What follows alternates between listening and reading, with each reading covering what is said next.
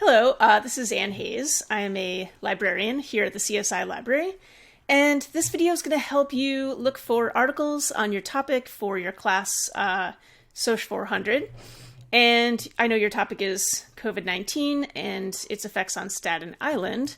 And so I'm going to start in the most kind of like broad sort of search that I can do, just to see what's out there at the library, and then I can kind of hone in my search from there. So just know that I'm starting here at the CSI Library homepage. And this Books and Articles tab is automatically selected when I go to this page. So this is, it's a tool called OneSearch, and it's actually searching everything that we have in the library simultaneously. So I'm going to get a ton of stuff, but that's kind of okay for this particular topic. And to start, I basically just enter my topic. Let's do this. COVID-19. And this is going to get me into the tool. From here, I can do an advanced search and I could add a bunch of other stuff, but I have to type something in order to get into the tool.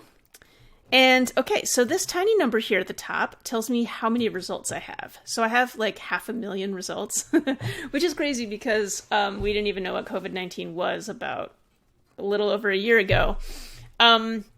So I definitely need to zero in and narrow down my search. To do that, I would just click up here to the advanced search button, and this is going to give me more options.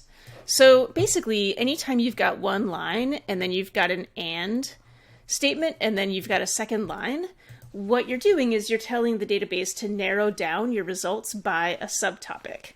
And I'm going to type in Staten Island. And you can actually see my other search that I'm going to do next there. I'm entering Staten Island in quotes so that it knows that it's a phrase. So when you put quotes around two words, you're telling it that these words should be next to each other in the search.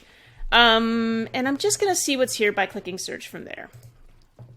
So it's thinking down here. Okay, well, this narrowed it down a lot.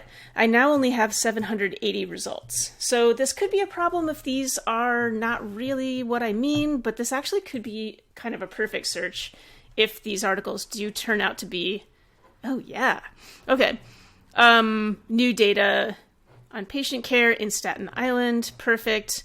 This one's about food trucks. I hadn't thought of that.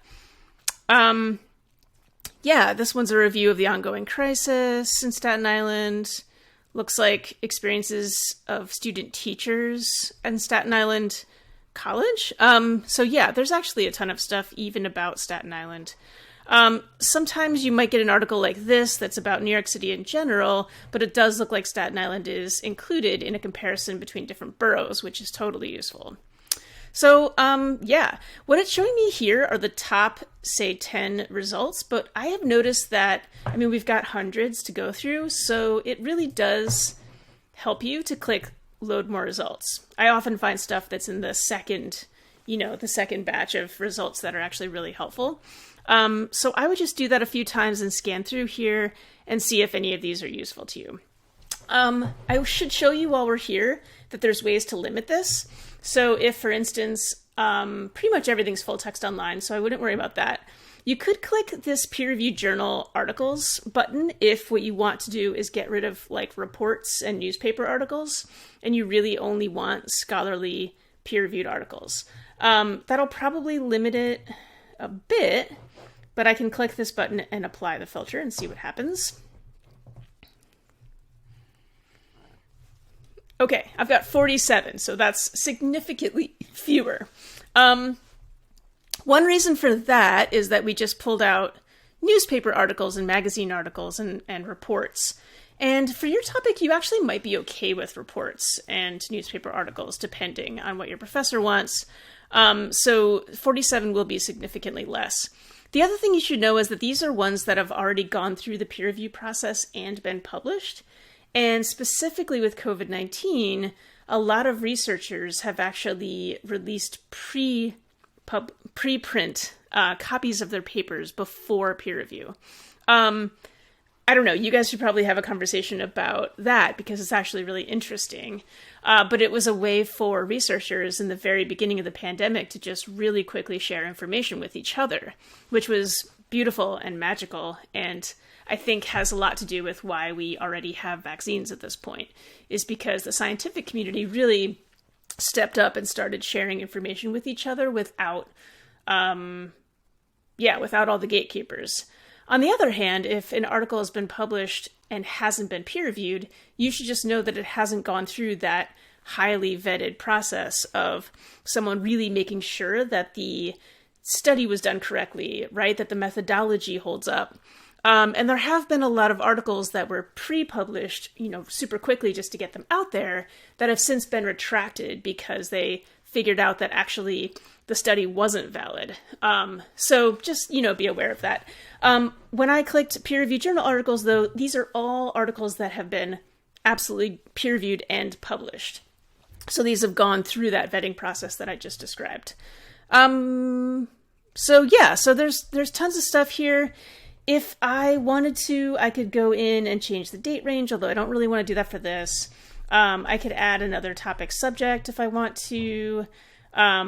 If I really wanted to focus only on a certain aspect of Staten Island, I could actually add a new line and say, like, healthcare, right? Although at this point I have 47 results, so if I click this, I'm really going to have maybe like 2 results. But let's find out what happens. Let's just see. The more stuff I add here, the more and more and more I'm narrowing down my search. So, okay, you know why this went up? It went up to 78, but that's because this funny thing about OneSearch, which is that if I add something here and do a new search, it basically forgets all of my filters. So I do seem to have more results right now, which is great. But let's say I still want it to be only peer-reviewed. I'm going to click this, and we're definitely going to have, 25 results. I mean, 25 could be fine if these are ones that are perfect for my topic, right? So you probably don't need 25 articles for your paper to begin with. Play around with this. I think this is going to be really helpful for your particular assignment. And again, I went up here, I did COVID-19, I added Staten Island, I added healthcare, I could add something else. If you do find that things are getting too narrow, I should also talk about this. I can add an or statement between these, which is actually going to broaden my search. So if I connect the terms with and, like in a separate line, I'm narrowing, right? Because I'm saying all of these different words have to be in the results in order to be included. But if I add an or in between 2 words, I'm telling it like, hey, either one of these is fine. So this should actually give me more results. This is going to include any article that talks about COVID-19 or any article that talks about coronavirus, plus next line, Staten Island, next line, healthcare. And while we're here, I'm just going to show you this other technique. If it turns out that what you want is sort of an overview of New York City and what's going on in general, and then maybe you're going to apply that to Staten Island through your interviews and through other work that you're doing, you don't have to focus in on Staten Island. You could focus on New York City in general, right? And then you're going to do the comparison to get more of an overview. And that could especially be helpful if you want to look at, I don't know, a comparison between how things are going in Staten Island and other places. So for instance, you could say, okay, how is healthcare going in Staten Island? You do that search. You could then expand it to New York City. You also could do a separate search where you focus on a different borough even, right? And do that search and then compare the two. So you have lots of options. I would play around with this. Try a bunch of stuff, see what kinds of results come up. Oh, but before we go, let's try this search real quick. And I'm going to show you how to actually read an article that you find, because that would be helpful. Okay, so let's see disparities in COVID testing and positivity in New York City. Looks like it's probably going to talk about racial and economics disparities in general, which actually could be useful if that's what I want to talk about, and compare it to Staten Island.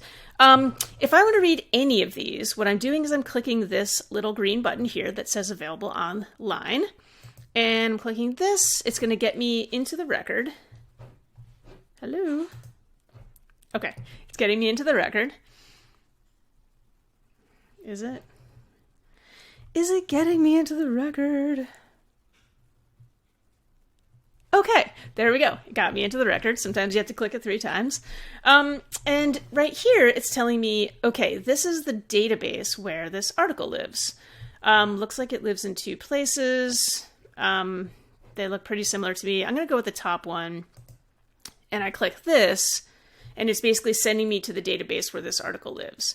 So again, OneSearch is a tool that lives on top of all of the databases, and it basically allows you to search them all simultaneously. And then once you find an article you want, it shoots you over to the database that has that article. So the goal, the benefit of this is I don't have to individually search each database in order to find stuff. Yeah, so here's my article. I'm going to download the PDF up here, and I could also read it on the screen.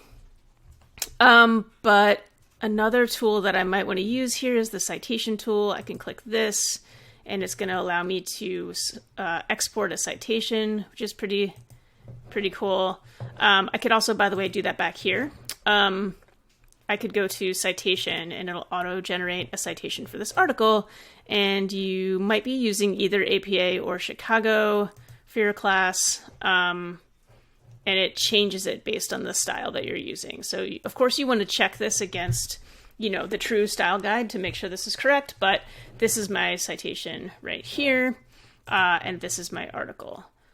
Okay, if you have any questions about this or anything else, I'm going back to the home at CSI, and right here in this 24/7 chat help, this is actually like you're chatting with us.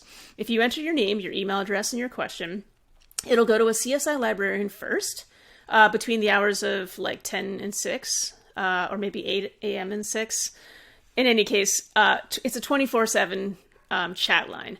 So if we're online, we'll catch it first, and if not, it goes to a CUNY librarian.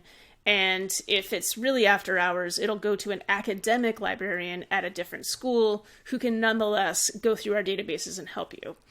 So these are real people. They're not bots. They're definitely librarians sitting here on the other line waiting for your question. So if you do have any questions, just reach out this way. Okay, thanks so much. This is a long video. Sorry about that.